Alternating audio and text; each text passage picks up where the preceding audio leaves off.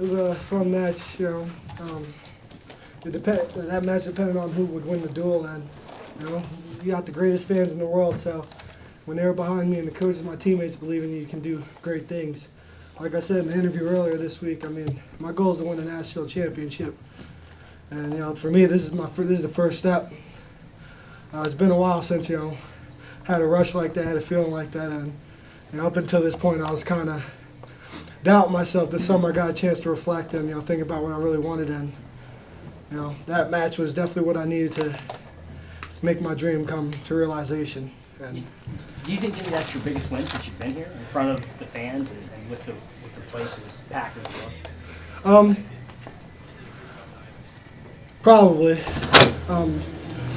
In a sense where it doesn't really matter the opponent, just what was on the line in the match, and that's as much as you're gonna ever get, depending on who would win the duel, how you wrestle, and if you want to choose to win, you go out there and do it. So it was a great win for me. It looked like you and John were both back there pacing, kind of in the shadows. At what point do you realize it's your call, you're the guy to kind of go out there? We both have the same goal, and we're pushing for the same thing. Regardless if if you're wrestling or not, you have to prepare like it. You can't really say things like you want to be a national champ or anything like that and accomplish your goals if you're not always preparing like you want to do it. So, regardless of who wrestled or who knew who was wrestling up to that point, you got to prepare like you're going to. Jimmy, after the third period, you're that close to not needing overtime to get the win. What was going through your mind? How were you keeping yourself focused when you're that close to getting the win? It's all about doing whatever it takes to win. Coach Kell said it after that whistle blew, and they were reviewing that escape. If you want it, you got to go out there and do it. So that's basically what I thought about. Regardless of a result, you got to prepare for things like that. You're not always going to finish the match in regulation. You got to prepare for overtime. So regardless of what happened, my mindset was still the same, to win the match and do whatever I needed to do to win the match. What about the escape? What do you think? What happened there?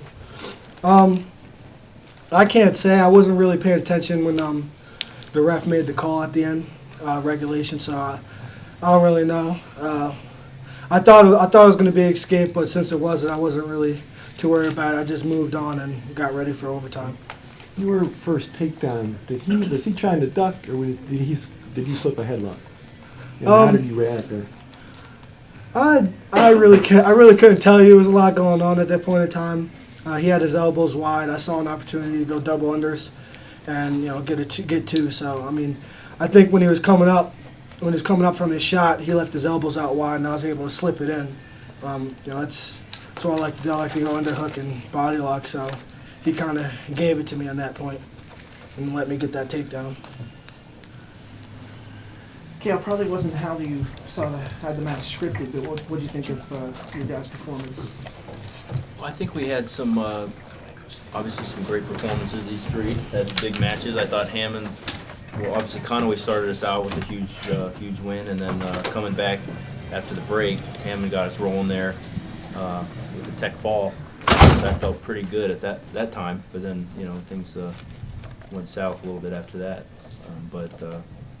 Yeah, overall, I think Virginia Tech is a good team. I think they wrestled hard, and not real happy with the way we wrestled. But when the whole team doesn't wrestle great, that's usually the coaching. It's not like one guy didn't look good. Just the overall energy level wasn't really good today. So that's something I've got to look at and figure out what we did. But I think these guys did a great job with a tough team. Virginia Tech came in and they seen most of their shots. It seemed like they were shooting right away, and they came in here to win. That's a solid team right there. Kale, how much did you the funk rule? They did that a lot. Yeah. How much did that affect you guys? In matches. How much did it effective was it? Well, our guys are pretty darn good at those rolls as well. Technique and clean finishes generally, will neutralize the funk stuff. But I think that's what got Brown a couple times, right? He just kind of got out scrambled in a couple positions, kind of froze in there. But yeah, they're obviously really good in those positions, and something we knew going into the match. Both of these guys as opponents were, good scramblers. I think. You can tell it's a good program when a lot of the wrestlers wrestle alike. I mean, they're just kind of a similar style and similar attitude. Jordan, it seems like it was like 4 hours ago since you wrestled, but can you just describe the takedown and when you in the near fall that? Yeah. Well, I shot a low single, then he ruled, and that's like I knew he was gonna funk and do that, and just scrambled and got back points out of it. I mean, I was working with Coach Cody in those positions for the past couple of days, so I think that definitely helped out a lot. You're obviously aware of the funk roll, I'm sure, coming in, that you have to prepare for. Was that pretty much the situation you prepared for, to be able to catch it and capitalize on it? Yeah, I prepared for that, but I mean, like getting back points is just a bonus for it. I mean, I'm looking for it, but just getting the takedown, like not getting, not rolling around there and giving up the takedown. Make sure you get the takedown first. But I mean, it was there, and I reacted the right way and got back points along with the takedown. Caleb, Jimmy said that this summer he was kind of doubting himself, that coming off that injury. He was wrestling really good last year when he got hurt. What did you maybe see out of him this summer? Did you see that? I mean, is there anything you have to do to maybe motivate a guy a little bit more? And what can a win like that, all things considered, how it happened, do for a guy's confidence that maybe had been doubting himself after kind of ending last year the way it did? Yeah, I mean, his knee injury, we thought it was we tried to bring him back, and just see how he could wrestle against Clarion, and he obviously wasn't ready to go, and it took him a really long time to get back, and sometimes that has to do with your attitude and are you doubting yourself or not, and but that's just something, you try to help them and be there, but it's kind of just something they gotta figure it out, do they want it or not, and this was a big match for him, and I was, I know the dual meet was on the line, but I was excited just to see how he would react, because that's a big moment, and we need some points at heavyweight in these big matches. Obviously, and, I thought he did. He gave up that takedown pretty easy right at the end, but then he, just kind of caught his breath and focused in and went out and got that win. So I think that's a big win for Jimmy. I mean, that's a tough kid. That's a good heavyweight. Real smart wrestler, big strong kid, scrambles well. So I think that's a great win for Jimmy, no question. When do you know he's ready? Because, I mean, if you send him out there and he does what he did, obviously that's a good thing, but it could go the other way, and for a guy, if he says he's kind of doubting himself a little bit or had been, it could be, the whole other way. Yeah, for sure. I mean, I think the last couple weeks is he's been, coming on strong, because he's been hurt. He had the knee, and then he was hurt in the fall. But that's just, kind of a call you have to make. I mean, his conditioning's not 100% yet. That was something I was more worried about than anything else. Because if you're not in great shape, then you're gonna be questioning yourself, and especially when it comes down to it. So I was really happy with him in that instant to be able to come back, especially that's his. He wrestled the Nittany Lion Open, wrestled Maryland. I mean, he's still only had a handful of matches. When you saw him running around the mat after it was over, what were you feeling for him? When he was I was happy. There's such a fine line between winning and losing. I mean, that's it. Just one takedown decides the whole dual meet. So, we're not happy with the way we competed. I'm not happy with the way we competed, but I'm glad. We were able to win that match. I think we had some guys step up and do some good things. These guys, Lawson, obviously. But I was happy for him. That's great for him. I mean, that's just like you get a chance to, get that takedown to win the whole duel for the team. We haven't had that opportunity a whole lot, in the last couple of years, because the dual meets they don't come down to heavyweight very often. So it might happen more this year. We hope not, but it's nice to know that. I mean, that's just a confidence factor, where you can just stay focused, and I think that was a big win for him. Can you see the confidence level for these two guys just, rising? Well, they both looked really, really good tonight. You know, those are big wins. And you look back, getting a Tech fall against a tough opponent, that's you know, that made a huge difference. You know, obviously in the dual meet and starting us off that last 5 matches, and then and with Conway. You know, I think Virginia Tech really did a great job. You know, to lose that first duel or that first matchup, and then to come back and then almost win the whole duel. That was, I mean, they really did a great job. Gary, you went up 7-0 right off the bat. When did you realistically in your mind start aiming for that Tech fall? Really after the second period, I kind of felt like, I'm in the situation that I can score a lot of points here, and especially after I got that 5-point move right off the bat, it gives you a little more confidence, and you realize now it's time to really keep scoring points. And How did that happen?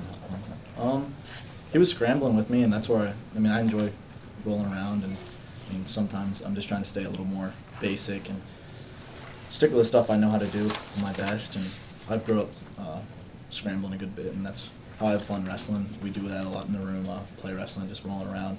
So I felt pretty comfortable in that situation, and I reached for the far ankle and just try to get myself in better position and get my hips up higher, cross-faced. And I was hoping it didn't come down to the end where I felt like I should have pinned him. I was working for it, but I didn't want to lose the position I was in, I guess. So. And Garrett, coming out after halftime to the tied score, did you feel any pressure, or what was your mindset in that situation? Really? I just wanted to go out and help my team out as much as I could. I enjoy the big matches. It gives me a little more adrenaline, a little more excitement. So that was pretty fun. Kyo kind of mentioned, hey, this is a big match. Let's go have some fun.